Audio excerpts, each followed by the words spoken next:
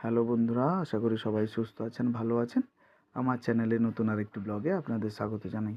বন্ধুরা, প্রথমেই দেখতে পাচ্ছেন মান্থা ঝড়ের প্রভাবে আমাদের এইদিকে পশ্চিম মেদিনীপুরের দিকে চাষের জমিগুলো কেমন ওলটপালট হয়ে গেছে। কারণ এই দৃশ্যটা একজন চাষি মানুষের কাছে খুব কষ্টদায়ক। কারণ এই সময়টায় ধান বেরোনোর মুখে এইভাবে ধান যদি শুয়ে পড়ে, তাহলে জমিতে একদম ধান হয় না এবং প্রচুর ক্ষতির মুখে পড়তে হয়। এটা দেখতে পাচ্ছেন আমাদের গ্রাম বাংলার একটা শীতকালের পড়ন্ত বিকেল, দূর পর্যন্ত বিস্তৃত একদম সবুজ ধানের গাছ, দেখতেও খুব ভালো লাগছে। আর সূর্যটা একদম মেঘে ঢাকা, ছেঁড়া ছেঁড়া মেঘ আকাশে ভেসে যাচ্ছে, ভালোই লাগছে দেখতে। কিন্তু জমিগুলোর দিকে যখন নজর যাচ্ছে তখন মনটা খারাপ হয়ে যাচ্ছে।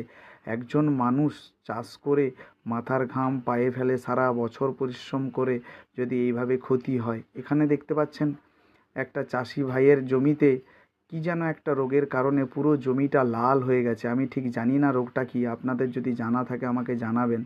এইভাবে যদি জমিতে ক্ষতি হয়, চাষিরা প্রচুর আঘাত পায়, কারণ তাদের প্রচুর লোকসানও হয় জমি থেকে।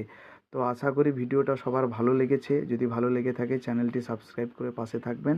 সুস্থ থাকবেন, ভালো থাকবেন, আবার দেখা হচ্ছে।